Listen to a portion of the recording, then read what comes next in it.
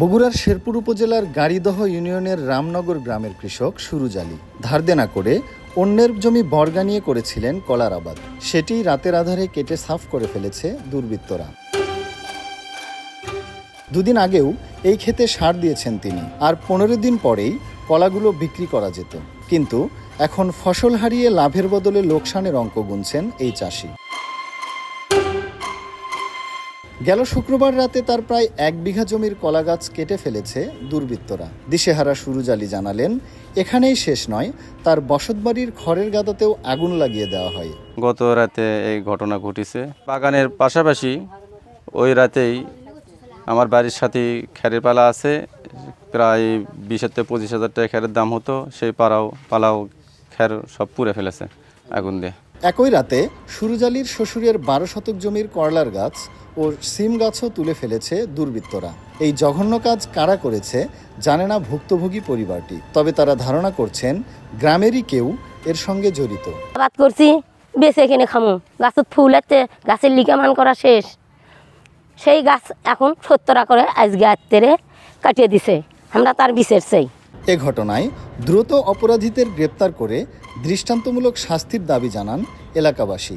আজকে সকালে সুরুজ আমাদের গ্রামের কৃষক, আমাদের গ্রামেরই কৃষক, সে আমাকে খবর দিল যে সাসপে দেখেন তো আমার এই অবস্থা, আমার পালা থাগুল নিয়ে গেছে, আমার কোলার বাগান কাটে ফেলাচ্ছে। কে এবারে কাটছে, আমি তো দেখি নাই, তাহলে সন্দেহমূলক আর কী করবো। তখন আমি নিজেই গেলাম, আরও 2-1 লোক সাথে নিয়ে গেলে এলাকা আমি দেখলাম, কোলার বাগান দেখলাম, তাতে প্রায় দেখা গেল 20-25 কোলা নষ্ট করছে।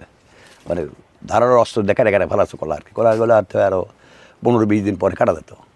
খড়ে পালা তো দেখলাম যে আগুন লাগিয়ে দিছে। সে আগুন লাগিয়ে দেওয়ার পর তারা রাতি ওই ওদের বাড়িতে একটা সাপ মাছি ছিল, তাকে পানি দিয়ে নিবেছে আর কি। আমার থেকে সুরজ ভাই মানে 2 বছরের জন্য পত্তন নিছে, লিয়া এই কলাটা আবাদ করছে। কলা হয়ে গেছে, এখন বিক্রিও করছে, আরও বিক্রি করা বাকি আছে। এই মতো অবস্থায় আমি আজকে সকালে পাশে আমার জমি, ওখানে কাজ করতে এসে দেখি যে বাগানের ভিতর কলা পড়ে আছে, কাটা কুটা এগুলো পড়ে আছে। তারপর আমি দেখে ওনাকে খবর দিলাম যে এই অবস্থা, তোমার কলা পড়ে আছে, কে বা কেরা তোমার কলাগুলো কেটে ফেলতেছে। আসলে আজকে যে আমাদের গ্রামে এই ঘটনা ঘটে গেছে, ইতিপূর্বে আমরা এরকম ঘটনা দেখিনি। যে ঘটনাটা ঘটলো এটা একটা দুঃখজনক। এই খারের পালা এখানে আগুন দিয়েছে এবং একটা কলার ক্ষেত ক্ষতি করেছে, সাথে একটা করলার ক্ষেতও ক্ষতি হয়েছে। এই দুর্বৃত্তরা যে ক্ষতিটা করছে তাতে তার প্রায় দেখা যায় 30-35 হাজার টাকার মতো নষ্ট করা ফেলা। জড়িতদের বিরুদ্ধে আইনগত ব্যবস্থা নেওয়ার কথা জানিয়েছেন শেরপুর থানা পুলিশ। নলেজে এসেছে, তবে ভুক্তভোগীর পক্ষ এখনো থানাতে আসেনি বা কোনো অভিযোগ করেনি। অভিযোগ প্রাপ্তির সাপেক্ষে যারা এই ঘটনার সাথে জড়িত তদন্ত সাপেক্ষে যথাযথ আইনগত ব্যবস্থা গ্রহণ করা হবে। আর মাত্র 15 দিন পরেই কিন্তু এই কলাগুলো বাজারজাত করার উপযুক্ত ছিল। ঠিক এই মুহূর্তে এসে যখন তার এত বড় একটি সর্বনাশ করা হলো, এটি নিয়ে তার পরিবার যেমন শঙ্কিত, তেমনিভাবে তারা কিন্তু তাদের এই আয়ের উৎসকে এইভাবে নষ্ট করার যে একটা অপচেষ্টা, এটার বিষয়েও কিন্তু তারা ঘৃণা জানিয়েছেন।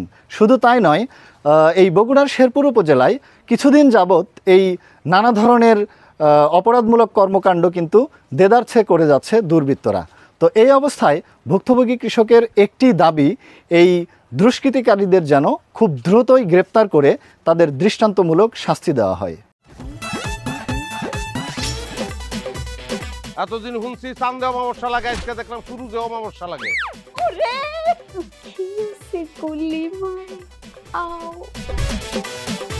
আপনার নামটা? আমার নাম লাবণ্য। এটা ধরেন। এইটা কি? চলে মানে আংটি। ভয় পেলে নাকি সিরিয়াস?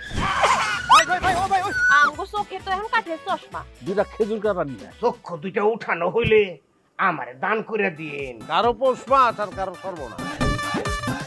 নাই রে নাই, আমার বাপে নাই। এই হারামজাদা, হাতে কি গ্রামের মাসে তোর আটকা জলিল কর। এই আমার ঘরে 3-3টা বউ এতিম হয়ে যেত। বস্তালা আবার ঢুকা। এই এই